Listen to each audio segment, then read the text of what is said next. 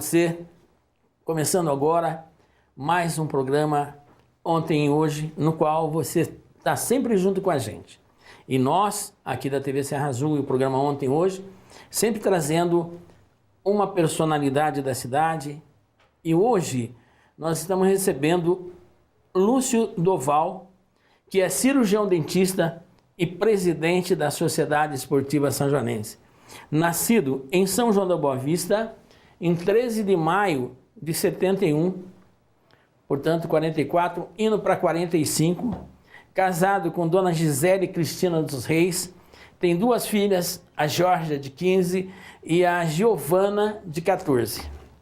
Ele é filho de Alfeu Doval e Dona Olívia Simões Doval. Lúcio Doval, como prefere, Lúcio ou Doval? Pode ser Lúcio, Lúcio, se você achar melhor. Presidente, então vamos chamar presidente, né? As câmeras da TV Serra Azul à sua disposição para a gente bater esse papo aí que sempre falam, papo de botequim. Agora não, vai ser o papo do coreto aqui, né? Lembrar esse coreto que é tão bonito, né?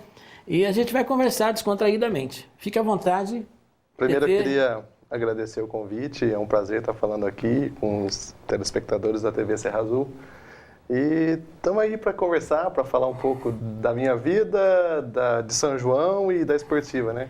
A esportiva que faz agora 100 anos, né? Sim, uma data muito importante. Deve ter algumas novidades aí, algumas festas, que a gente vai falar no outro bloco, exclusivamente só para a esportiva, né? Com muito prazer. Nós vamos conversar um pouquinho para as pessoas saberem quem é o Lúcio Doval, o que ele fez, o que ele faz, o que ele especializou, né? O ser humano nós vamos falar hoje, Sim. Que é o pai de família, o esposo, né? Dedicado, excelente profissional. E a gente está aqui para conversar um pouquinho.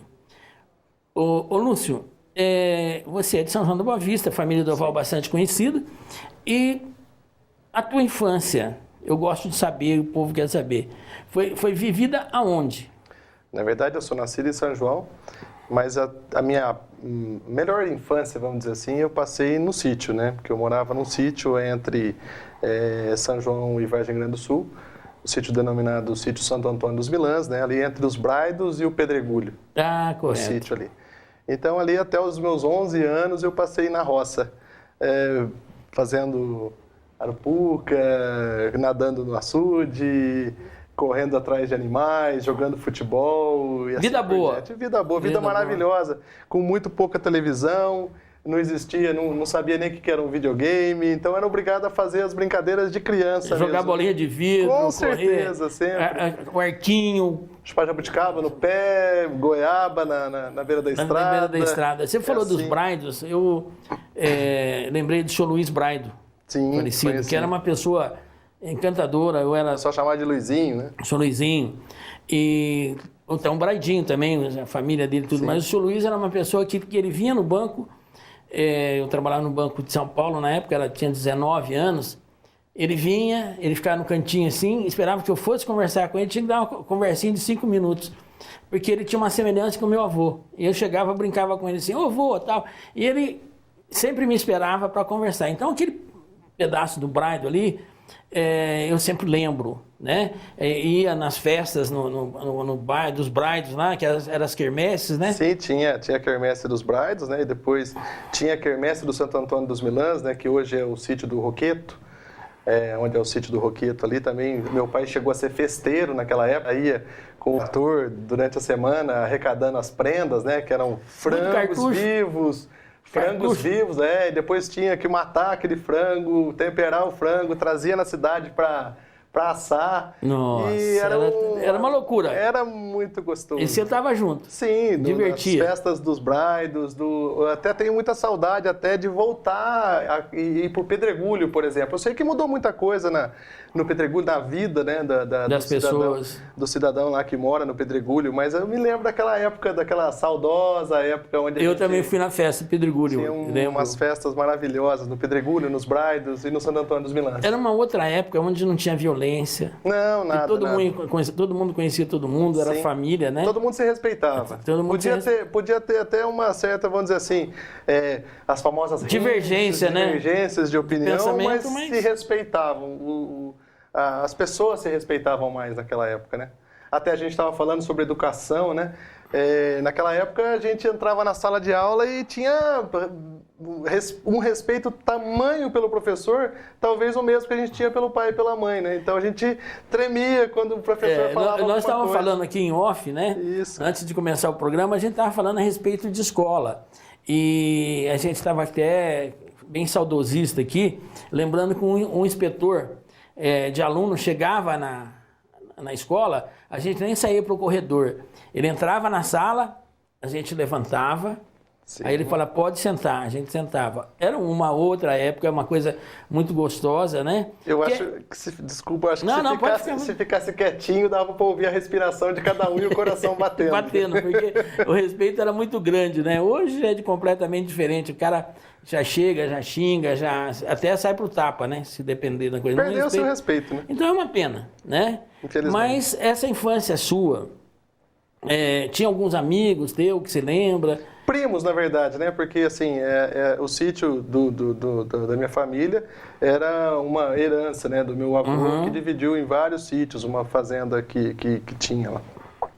Então, nós éramos rodeados por primos, né? Então, tinha o Carlos, o Luiz, hoje eles moram em Vargem Grande do Sul, o Carlos está aqui em São João, meu primo Marcos, que hoje trabalha na prefeitura, Moacir, Maurício, os Corbano, né? Os sítios Corbano. Então, eram todos sítios próximos um do outro, então a gente tinha uma comunidade praticamente de amigos. Tinha time de futebol, não? Dava uns times legais lá, o pessoal dos Brides, jogava na Pedra Branca, né? Eu cheguei a jogar até uma época na Pedra Branca, quando eu tinha o campeonato amador, a gente jogava segundinho, né? Olha. A gente era menor, tinha aí 14. Mas não via a hora de chegar domingo, né? Nossa, era a única coisa que tinha pra fazer, mas todo dia praticamente a gente jogava bola entre os primos. Então tinha lá 5, 6 primos, a gente acabava jogando, um no gol e 4 na linha, correndo pra lá e pra cá. Aí você já foi ficando indo já a transição, adolescência, isso, aí veio pra cidade. Na verdade, era assim, a dificuldade, até esse dia eu estava conversando com uma pessoa, né? Hoje se diz da locomoção para estudar, né? Hoje, às vezes, alguma mãe reclama que o filho, às vezes, ela mora num bairro e tem que levar o filho para estudar num outro, tal, aquela coisa toda. Eu cheguei no meu segundo ano do primário, na época, né? Eu morava na roça lá, onde eu te falei, e eu pegava o ônibus às 9 horas da manhã, que na época era o Expresso Mirante, Expresso São João, depois passou o Expresso Mirante. Durante o ano todo, acordava cedo, tomava café, almoçava praticamente 9 horas da manhã, pegava o ônibus 9h30, chegava... Lá na estrada? Lá na estrada. Não era na porta de casa? Não, ia até o asfalto, andava mais ou menos uns 2 quilômetros, ficava na beira do asfalto, pegava o ônibus, descia aqui na rodoviária por volta de 11h30, mais ou menos, 11, 15, 11h30. Às vezes a gente até trazia, o pessoal aqui do táxi ali gostava muito, porque eu morava na roça, então minha mãe fazia queijo, eu trazia ovo para vender, trazia pimenta. Então tinha até uma disputa, que a hora que a gente chegava com o ônibus ia ter alguma coisa para vender ali para eles. E aí a gente subia para o instituto para começar a aula 1h30. Então a gente ficava esse tempo ocioso das 11 a 1 lá no instituto sem fazer nada. Saía 5h30 da escola, pegava o ônibus 6h30, chegava às 7h30 da noite em casa. Nossa, era puxado, né? Então, e não tinha merenda? Tinha na escola, na época, às 3 horas da tarde. Então, das 9 da manhã até as 3 horas da tarde, era fome mesmo, né? Não tinha outra conversa, não. Tinha outra coisa. Não. Então, a gente tinha que aproveitar aquela merenda, porque só ia jantar às 8 horas da noite. Então, assim, às vezes eu falo, a dificuldade que a nossa família, o bairro, o pessoal que morava lá, tantos que muitos daquele local não estudaram, mas minha mãe e meu pai obrigavam que a gente estudasse. Né, que a minha mãe falava aquela velha frase, né, de que o diploma o rato não rói e o ladrão não carrega, né? Olha que legal. Então ela sempre já tinha essa visão lá atrás. Apesar de ser analfabeta e meu pai é analfabeto. Mas tinha sabedoria. Sim, muita sabedoria, muita. Isso a gente fala, o legado que passa de pai para filho é educação, respeito e se dedicar a estudar. Eu gostaria que você repetisse essa palavra, o rato, o diploma não rói. E o ladrão não carrega. Não carrega, fica dentro de você. E é verdade, a inteligência, o estudo, a cultura. Porque eu sempre falo, o homem que não lê, ele não sabe pensar. De jeito nenhum. Então, alguns pais, naquela época, principalmente, são de imigrantes, né? Ou era espanhol, era italiano, português e tal. Isso. Eles faziam com que os filhos viessem para para a cidade, se esforçavam para estudar, para ter uma vida melhor. Então, não tinha aquela de que, eu não vou na escola hoje, não, você vai. Com certeza, não tinha essa. E respeitava, vinha até chorando. Com chuva, com sol, não tinha essa não. E aí com 11 anos, na verdade, começou a ficar mais difícil, cada vez mais difícil, e a gente estava melhorando no estudo, tanto meus irmãos mais velhos, né? E então meu pai achou melhor mudar para a cidade, para São João. Nós viemos morar aqui no Parque das Nações, ali numa casa que era se não me engano, na época do encanador, um encanador famoso da época ali, no Parque das Nações. Aí eu estudava no instituto. E aí começamos se dedicar praticamente a estudar. Aí começou a minha vida em São João da Boa Vista. Dentro de São João da Boa Vista. Com 11 anos. Esse pedaço da adolescência de São João da Boa Vista, nós vamos contar agora no segundo bloco. Nós vamos para um rápido intervalo e nós estamos aqui hoje batendo um papo descontraído aqui com o Lúcio Doval, que é cirurgião dentista e presidente da Sociedade Esportiva Sanjoanense. Então, eu gostaria que você ficasse aí, não saísse daí, porque nós vamos para um rápido comercial e voltamos já já.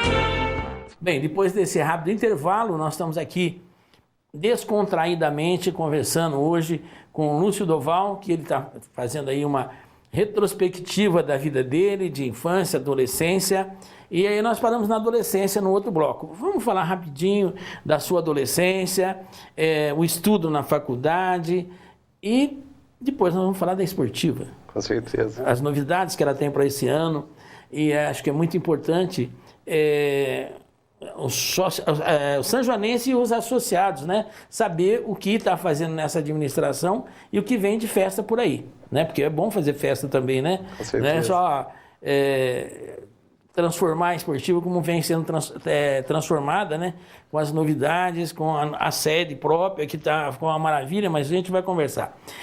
Na adolescência, você já que veio com 11 anos para São João, eu queria pular assim, dos 11 para os 14, 15, 16 anos. Você frequentava a esportiva? Na verdade, a esportiva surgiu na minha vida aos 16 anos, né? Na verdade, você só pode ficar sócio individual da esportiva a partir dos 16, sociedade civil. E aí, eu não sabia, é bom esclarecer.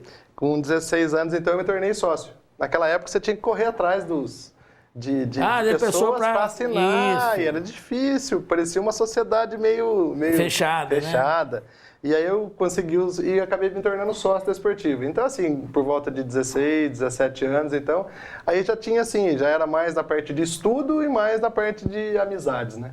Mas, assim, minha mãe e meu pai sempre foram meio rígidos, né? Então, assim, eu por volta de 13, 14 anos, vou dizer assim, eu pensei que eu ia viver na rua, com a molecada, tal. Não, minha mãe já me botou para trabalhar com 14 anos. E onde foi teu primeiro emprego? Cosentinos Moda Cherne.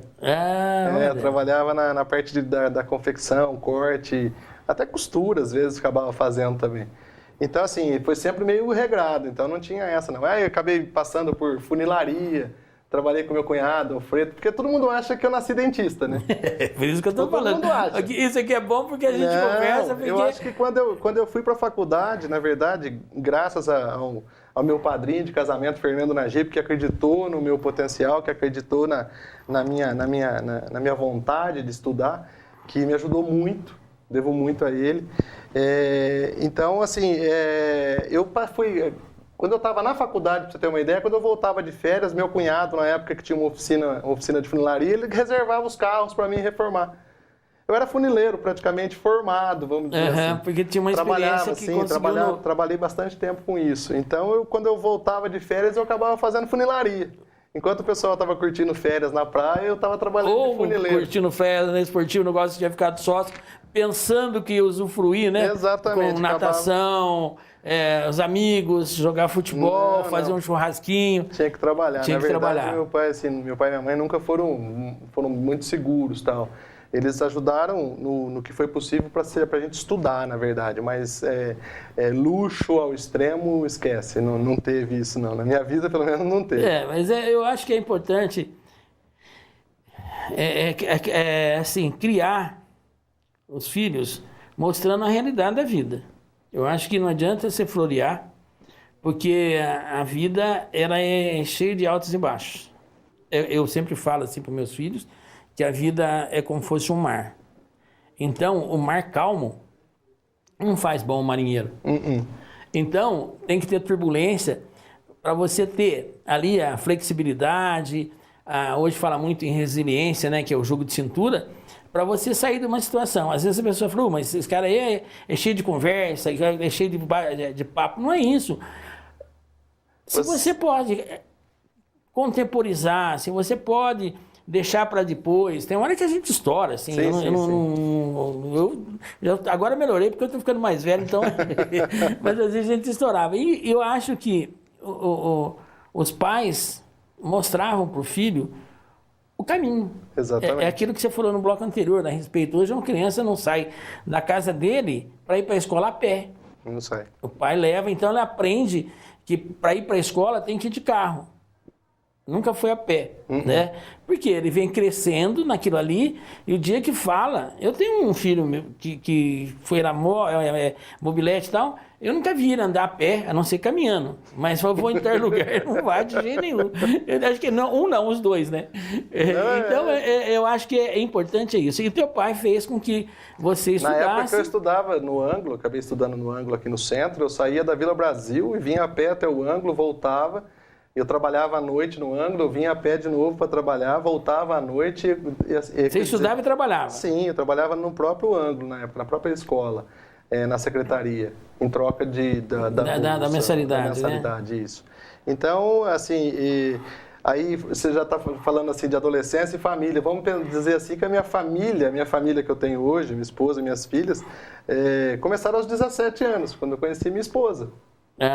Correto. Estamos juntos até hoje, então 17 para 44. Você começou 17 a namorar e aí já não curtiu mesmo. 27 anos a gente está juntos, a gente está... Que bom, que maravilha, né? Eu acho assim, um casamento é uma coisa assim que precisa ser preservado, assim, a família. Lógico que tem altos e baixos, aí a gente vai aprendendo com o tempo, né? Eu sempre falo aqui que entre ter razão e ser feliz... Vai um caminhão. Mas eu prefiro ser feliz do que ter razão, porque a mulher sempre tem razão. E 99% das vezes ela tem razão. Né? Então a gente tem que dar a mão à palmatória. Isso que não deixa de ser menos homem ou mais. Não. Né? Então eu acho que a mulher ela é ponderada, né? Ela é ponderada. E ela tem, que nem você tem 2 filhas, dá um exemplo, né? Tem que ter uma conduta. E para poder falar, olha, filha, é assim, assim. Pra você mostrar para ela o que é a família, né? Que é a família, eu acho que... Tentar, pelo menos, dar um norte, né? Sim. Eu acho que é essa a nossa função maior. Depois do Ângulo, você foi estudar e fez faculdade onde? Acabei passando em odontologia na UNAERP Ribeirão Preto. Isso eu fui para lá em 1991, formei em 95. Da minha turma, para você ter uma ideia, na época como era, não sei como está hoje, mas eu acredito que está bem diferente hoje a faculdade. Da minha turma, nós entramos em 60, formaram 14 em 4 anos. Poxa, mas tu já era meio horteira aquela vez, não era de... Aí eu fui um dos 14 que formaram nos 4 anos. E aí eu tive proposta para ficar na faculdade, para acabar seguindo a carreira. Monitor, professor, isso, exatamente. Coordenador. Fui monitor e tal, dentro da faculdade mesmo. E só que aí eu tinha que, na verdade eu não tinha que trabalhar, e pra você ficar na faculdade na época, você acabava tendo que ficar lá de graça para... Gostava muito, exatamente. Né? E como eu tinha uma vida aqui, eu adoro essa cidade, sempre gostei de São João e não tinha interesse de sair daqui. Voltei para cá, acabei trabalhando aqui na 14 de julho, na 873 ali, trabalhando assim de sócio com um outro dentista que eu conheci, mas eu tive assim a tristeza de perder esse colega meu 1 ano depois que a gente começou a trabalhar junto, saudoso Genésio Léo. Deus o tenha lá, né? Deus o tenha.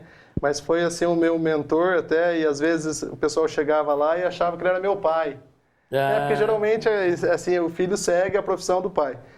Mas os filhos dele gostam assim na área de direito, um é delegado, o outro é assim, não seguiram a carreira do pai. Mas você tinha uma afinidade espiritual com ele. Exatamente, então, ele falava isso muito, ele falava muito isso. Então, às vezes, quando a pessoa me chamava, falava assim, eu vou tratar com o seu filho, ele não falava nada, sabe? Então, ele deixava. Eu vim trabalhar no 873 da 14 de julho, depois acabei me mudando para o 1097, estamos lá até hoje. Até hoje. Então, desde 95, trabalhando em São João do Boa Vista. E a tua especialidade, existe uma especialidade? Sim, na verdade eu comecei na parte de odontologia, né? Eu fazia clínica geral, fazia de tudo. Depois, em 97, eu fui fazer orto em Jaú, né? Com o professor Rossi. E em 98, eu sempre fui uma pessoa que gostei de correr atrás das coisas. Em 98 eu fui para Casa Verde, em São Paulo, na Ibrapa, o Instituto de Pesquisas Brasileiras de Odontologia. Fiz um curso de implante, um curso de aperfeiçoamento em implante. E em 99 eu já estava fazendo implante em São João. Então, na verdade, eu faço implantes, né, implantes dentais desde 99. São 18 anos.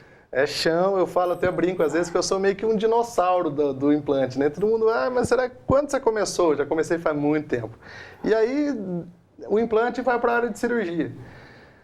E aí em 2002 eu fui para São Paulo, praticamente abandonei meu consultório, até na época muitos clientes aí ficaram bravos comigo, porque eu tive que ir para São Paulo me dedicar à cirurgia bucomaxilofacial. Aí eu fiquei 2 anos numa residência em Santo André, no HMU de Santo André, Hospital Municipal de lá.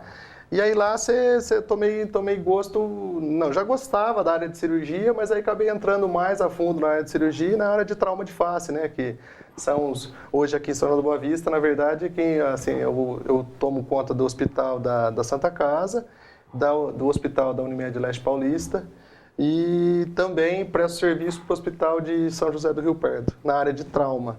Que são acidentes de moto, de carro, hoje tem muito, né? Lesões que você tem que acabar fazendo. Então, assim, aí eu fiquei 2 anos em São Paulo, praticamente semana toda lá. Minhas filhas pequenas, minha mulher teve muita paciência, minhas filhas, tal, mas valeu a pena, porque é uma área que eu adoro, que eu amo. Para quem veio da roça, né? Não é nada. Isso aí não é nada, porque é isso que eu falo, cria na pessoa a responsabilidade, a vontade da superação, gosta de desafio. O que eu acho que é importante é o homem gostar de desafio. Tanto é, Zé, que assim, quando você faz bucomaxilo, né, que é cirurgia e traumatologia, bucomaxilofacial, todo mundo acha que o bucomaxilo sai de lá um expert em tudo que se diz da face. E aí a gente aprende alguma coisa sobre ATM, né, articulação temporomandibular.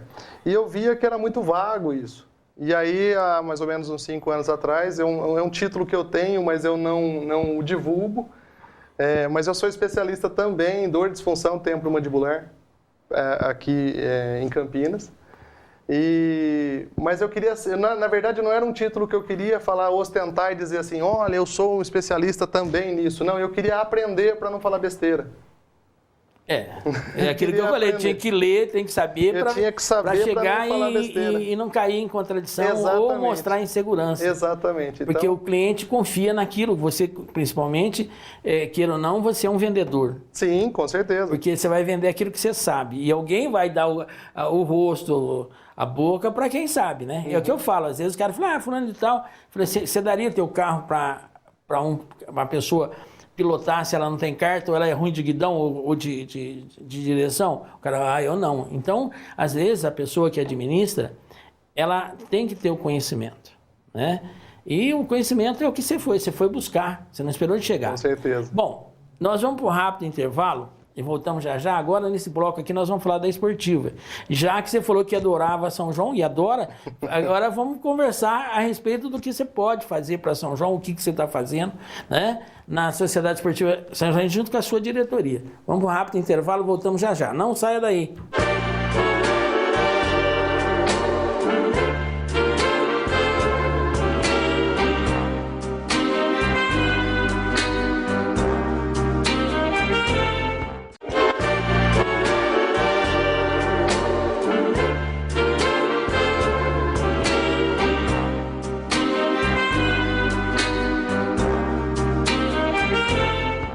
Bem, depois desse rápido intervalo, nós estamos recebendo aqui Lúcio Doval, cirurgião dentista, que agora passa a ser aqui, conversa com o pessoal que fosse aí do programa ontem e hoje, presidente da Sociedade Esportiva Sanjoanense.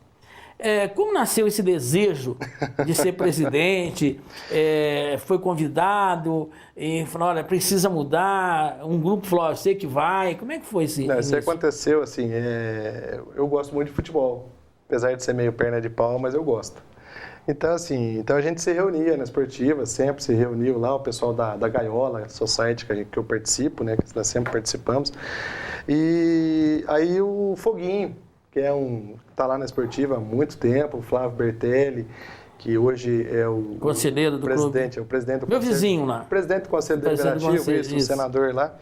E o Foguinho estava montando uma chapa de oposição na época, isso há 4 anos atrás. E aí o Foguinho um dia lá embaixo lá falou assim, Lúcio, eu vou precisar de você se a gente ganhar a eleição. Eu falei, no quê? Ele falou assim, se você ganhar a eleição eu quero que você seja o presidente. Mas tudo em conversa de brincadeira, assim, debaixo da árvore lá. E você sabe que a esportiva tinha uma chapa na época, a Fênix, né, que trabalhou muito pelo clube, fez muita coisa, mas talvez estava um pouco desgastada com o tempo dentro do clube.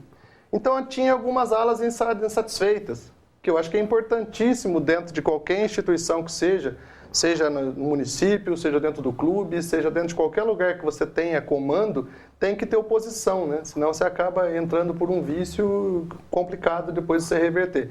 Diga-se de passagem no nosso país. Uhum. Então o que acontece? Aí ele falou assim, você vai ser o presidente. E aí acabou tendo três chapas na época.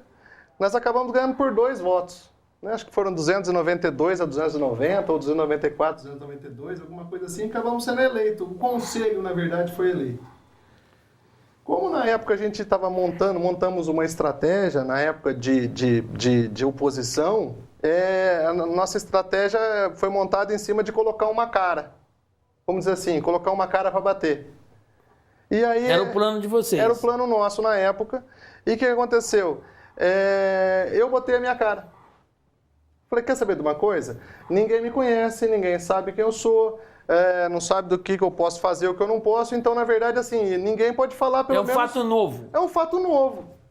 E nós pensamos nisso. Falei, então vamos colocar você. E acabou dando certo.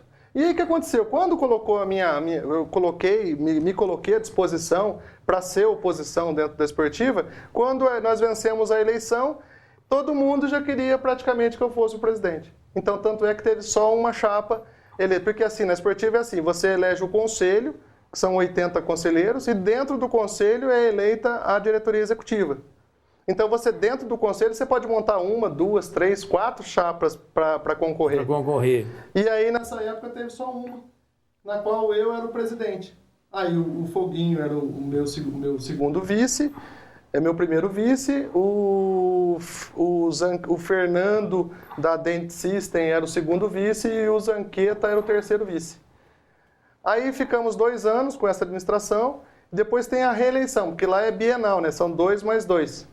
De novo, só teve uma chapa, não teve uma chapa concorrente ainda na segunda eleição dentro do Conselho. Só o Fernando, que acabou por problemas pessoais não podendo prosseguir com a gente, entrou o Robson no lugar dele. Isso. E aí ficou praticamente a mesma diretoria executiva. Então nós estamos lá hoje há 3 anos e 2 meses praticamente. Inclusive agora em agosto provavelmente tem eleição de novo, para a eleição do conselho e depois a eleição de uma nova diretoria executiva. Então o meu mandato está acabando agora, não pode ter reeleição. Ainda bem que aquilo que eu te falei é salutar que você tenha troca de poder, né? Porque é fácil, eu sempre falo, né? A gente pode até estar junto ajudando, mas não... Porque porque é fácil ser estilingue. Uhum. O duro é ser vidraça. Com certeza. Porque quando você tem pessoas do teu lado, agrada um, desagrada outro.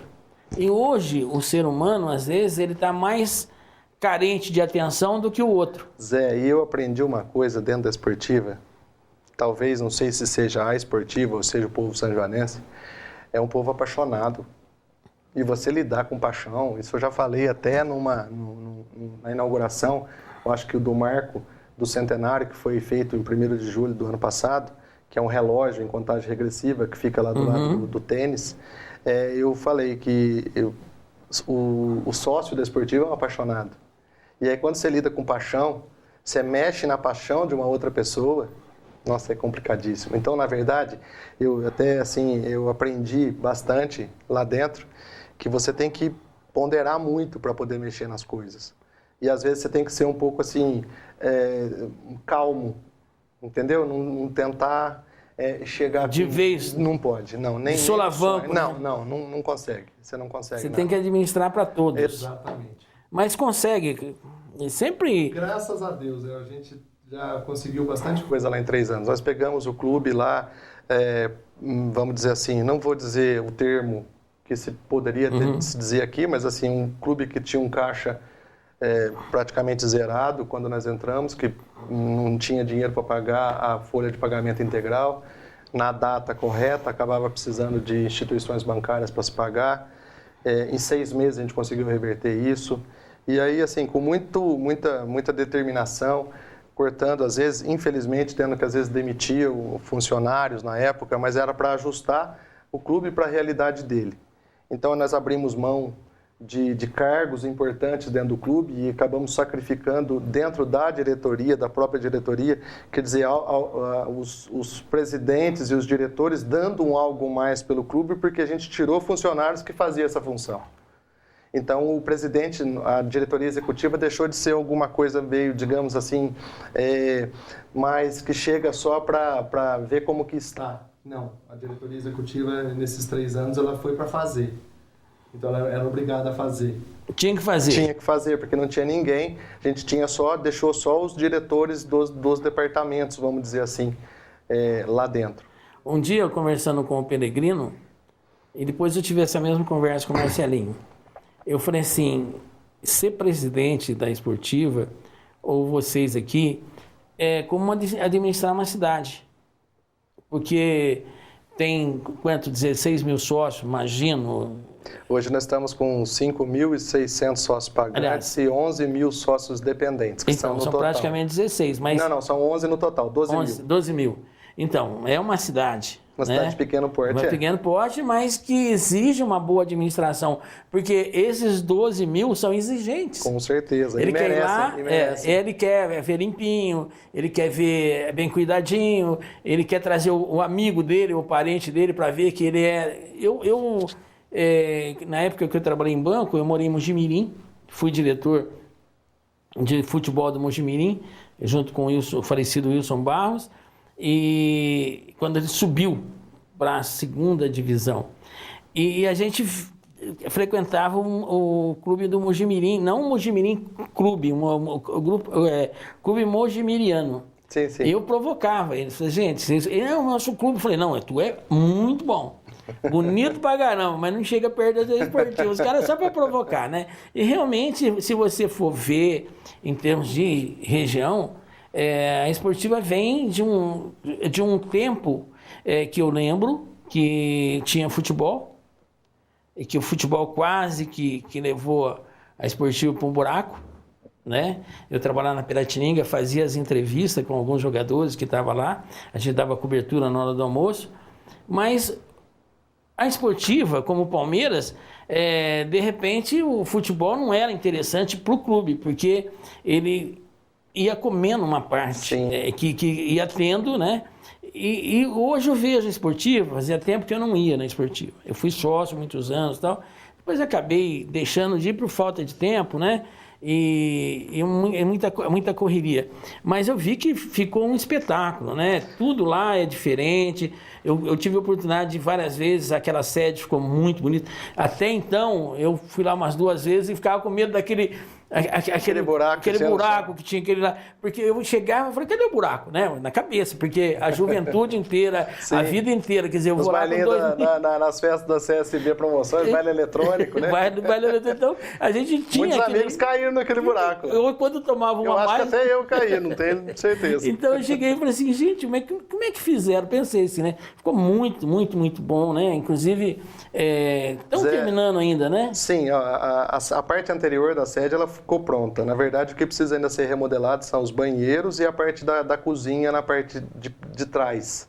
É que, na verdade, a gente tem uma responsabilidade lá dentro, que é uma responsabilidade fiscal, na verdade, para você não levar o clube a um buraco que você não consegue sair. Então, assim, quando nós assumimos a Esportiva, essa nova administração, nós botamos lá no clube que a gente precisava de uma coisa, precisava de organizar o clube. Então, o clube tinha uma dívida de IPTU na época de quase R$1 milhão na época, que hoje seria uma dívida praticamente impagável. Tinha, sim, depósitos judiciais que, em algum momento, a diretoria da Esportiva e a prefeitura mudaram os caminhos aí, cortaram um pouco de relações. E nessa administração, o que nós fizemos? Nós procuramos a prefeitura para tentar acertar essa dívida de IPTU, hoje a gente está tudo sanado. Então, a Esportiva hoje é um clube saneado, vamos dizer assim, e organizado. A gente está tentando o máximo possível organizar. Porque eu até falava para os funcionários, né? A Esportiva é um clube lindo, visto de longe. Para quem fica lá dentro, conhece todas as trinquinhas que ela tem. Então, dentro da nossa administração era o quê? Arrumar aquilo que a gente tem e esquecer de fazer... A gente tinha um projeto lá maravilhoso, ainda tem, mas nós pedimos para suspender esse projeto, que é um plano diretor, vamos dizer assim. Desculpa te interromper, mas já interrompendo, como eu disse, vamos falar desse plano no segundo bloco? Sim. E a gente já está indo para o último, né? Isso. Você viu como é que passa? Passa rápido. Aqui é o seguinte, começou de coisa boa é mais rápido. Começou a esquentar, já começa a terminar o programa, mas temos que cumprir uma regra que é o horário, né? Sim. Então, nós temos aí, mas vamos conversar um pouco mais no próximo bloco. Ok. Gente, não saia daí, hoje nós estamos recebendo o Lúcio Doval, cirurgião dentista, mas agora, nesse momento, está falando sobre a sua administração como presidente da Esportiva, junto com o seu grupo de amigos, de pessoas, né? Que a gente tem que depois mandar um abraço para o Flávio, para o Foguinho, para o Dorfinho, com certeza. E outros que eu não estou lembrado agora, mas depois você pode até dar uma... Lá eu tenho os meninos lá, né? O Zara, o Marcelinho e o Peregrino, né? Isso. O Servilho. Também. Bom, vamos lá, um rápido intervalo, voltamos já já.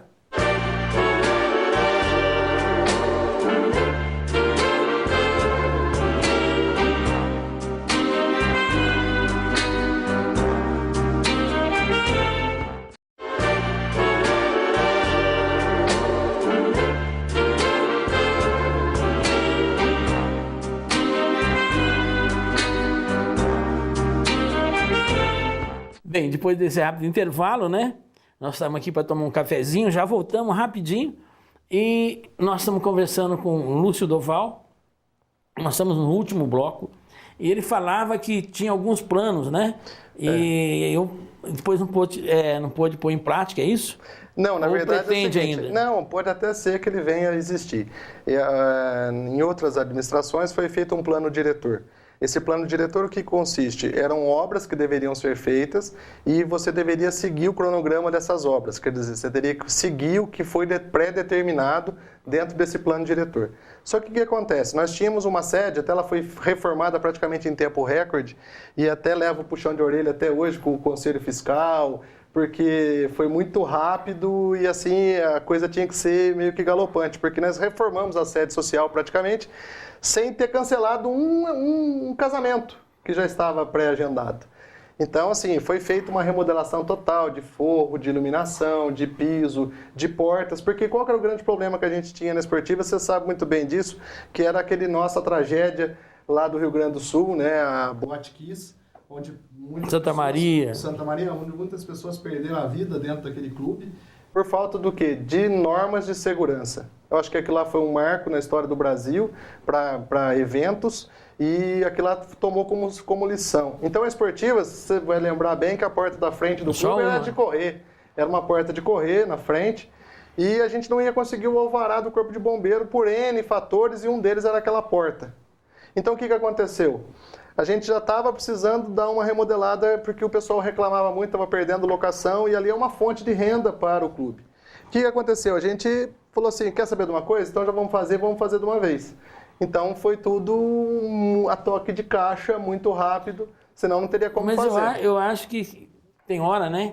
Você tem que tomar uma decisão. Tem que fazer umas loucuras, porque se fosse fazer hoje não faria. Não, porque você teria que desmarcar tudo. Não, outra coisa, né?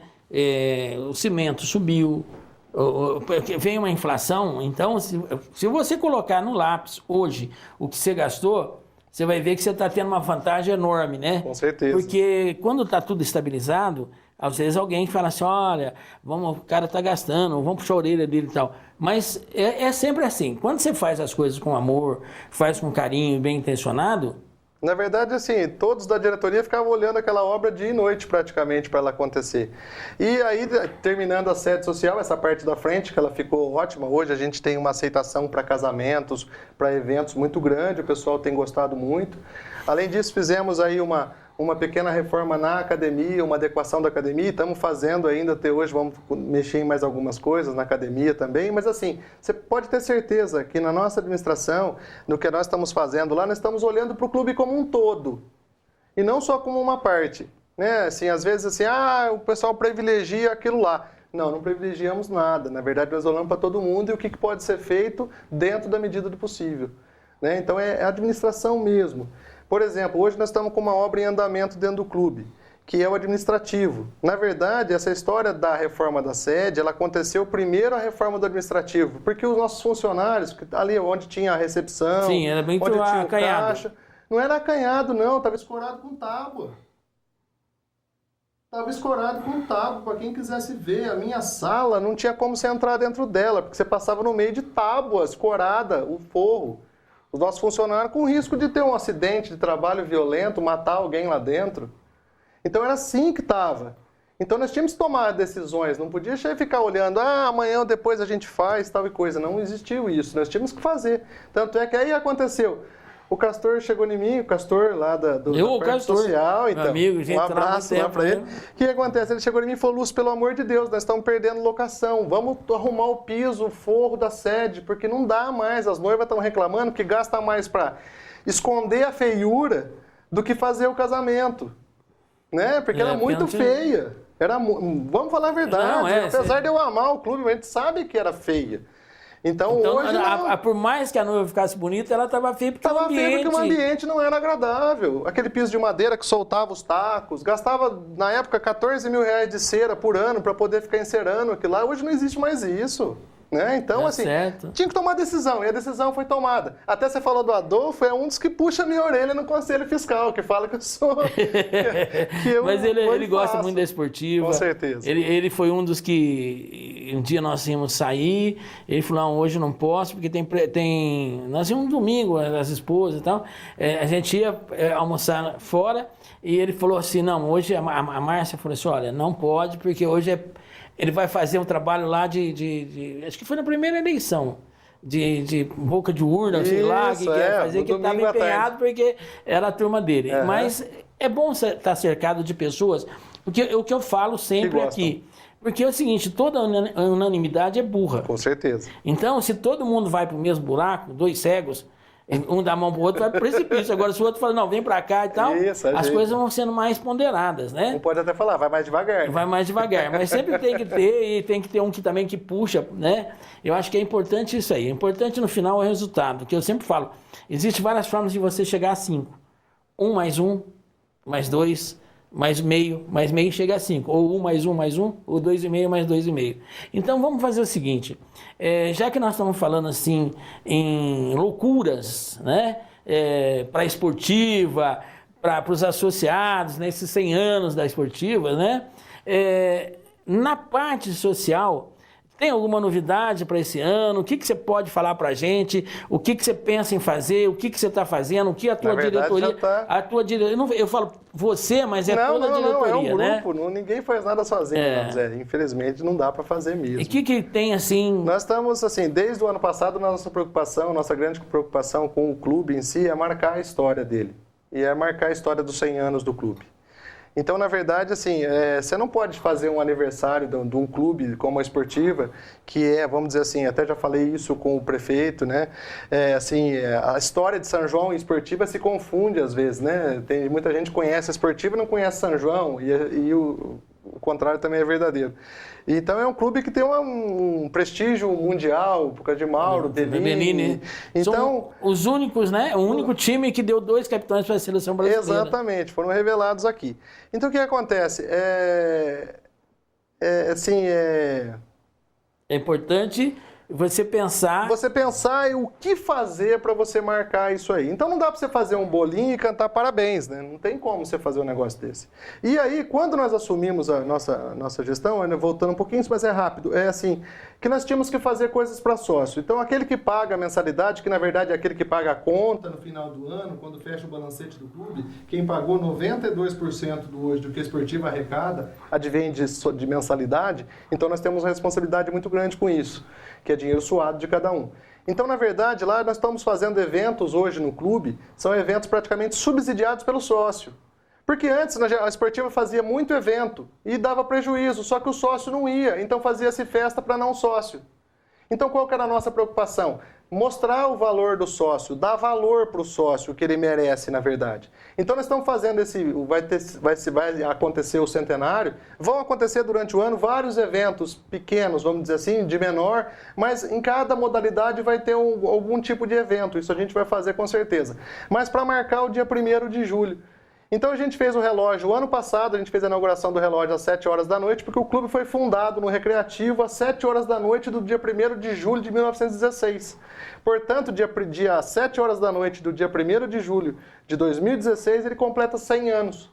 Então tem um relógio lá em contagem regressiva, né? Às vezes o sócio passa lá e não sabe do que se trata aquele relógio com uma contagem estranha, mas aquilo lá está contando quantos segundos, quantos minutos e quantos dias faltam para o centenário.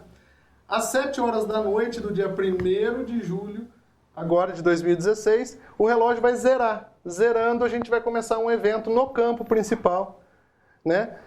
No campo principal, onde a gente vai trazer aí, na verdade seria um dia só, nós vamos fazer um final de semana todo para o sócio. Lógico que vai ter a venda de convites para não sócio, estamos decidindo aí os valores, as formas que vão acontecer isso.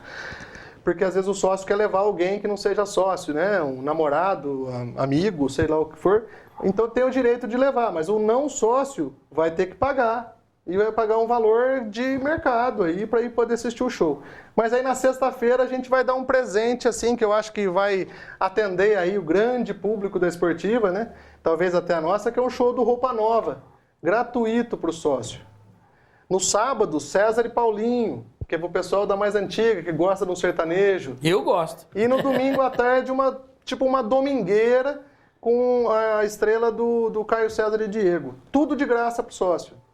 Então, por quê? Porque o sócio, isso o valor disso já está dentro do orçamento desse ano. Já está contratado. Já estão contratados as bandas. Sedimentado. Você está tudo bonitinho, só está faltando os detalhes aí de palco, iluminação, como que vai ser, bombeiro, que exige é um mega show, vamos dizer assim, precisa de uma estrutura de brigada, essas coisas que são obrigatórias, que eu estava te falando da Boate Kiss lá, hoje é assim, ainda bem. Então a gente está fazendo toda agora a parte de locação do local, né, para poder ser feito o evento, esse grande evento aí no dia 1º de julho. Então essa é a novidade que a gente queria contar no final, né? Eu acho que é muito importante essa vinda sua ao programa. É pena que a gente não abordou muitos assuntos. Levaria tempo para a gente falar de Bilu de Oliveira, falar do Narciso, do Marcondes, né, do pessoal do futebol, do pessoal que eu ia ver, que ficava lá olhando, o pessoal jogar bocha, João Francês, tinha um pessoal que jogava bocha, né? Isso, bocha. Que a Esportiva nasceu, na história da Esportiva, ela foi um clube de tiro. Então, ela nasceu como um clube de tiro, pra você ter uma ideia. E a Esportiva tem muita história, realmente. Nossa, né? demais. E todos por apaixonados. Todos apaixonados, porque a hora que você falou em paixão no outro bloco, eu lembrei de uma turma que quando tinha jogo do Palmeiras com a Esportiva, se viesse aqui embaixo, a turma do Palmeiras apanhava. Tinha Luizão, Milton Cavalcante, aquela turma que era apaixonado. que eram os amigos do radar. E quando eles iam lá para a parte de cima, lembro de Luizinho Capeto, o pessoal todo, eles iam para o Palmeiras, eu ficava na arquibancada, era pequeno com meu pai, e começava a sair uma briga ali. Isso ali, o Palmeiras era de bambu, né? E no canto aqui, hoje que é a arquibancada, coberta, né? Que sempre foi. Então era isso aí. Depois ficava tudo amigo, mas quando eu jogava, era... E eu tenho um fato também, que não vingou, mas eu vi esse jogo, que era União Esportiva e Palmeiras. Então, o Palmeiras teve um lado que era a camisa do Palmeiras, a outra camisa da Esportiva. Acho que foi um jogo amistoso, não sei se foi com a Caldense, não lembro, mas foi um time de um jogo só. Depois não deu certo, acho que estatuto e tal, e ficou só no sonho.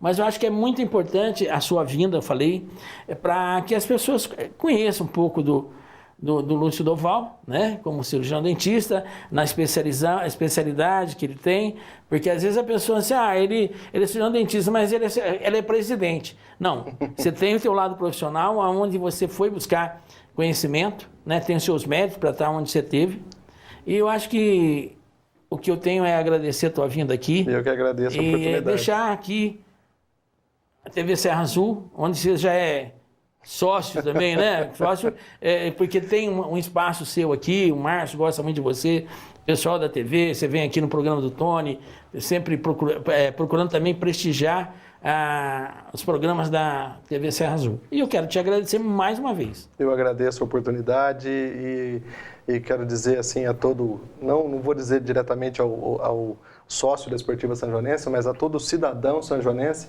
que muitos aí aprenderam a gostar da esportiva. Assim, nós somos pessoas simples, pessoas humildes, que trabalham em prol de uma comunidade que é a Sociedade Esportiva Sanjonense. Queria agradecer por estar falando do clube, do qual eu amo tanto, que eu gosto. E assim, muito obrigado mesmo por estar podendo falar tanto da minha vida pessoal, que eu tenho muito orgulho de ser quem eu sou, e também do clube ao qual hoje eu estou presidente. E você é uma pessoa que é grata, né? As pessoas que te ajudaram, né? Com certeza. Tanto é que você agradeceu o Fernando Najib, que ninguém ia saber. Não, Fernando, gente boa, muita gente teve obrigação a ele, né? Porque ele é uma pessoa que ajuda, e é meu amigo também. Com certeza, uma pessoa fantástica. É isso aí. Muito obrigado. Obrigado. Bem, gente, terminamos mais uma edição do programa Ontem e Hoje. Eu quero desejar a você uma semana feliz, com muito amor no coração. E fiquem com Deus e Nossa Senhora da Aparecida. Um beijo no seu coração.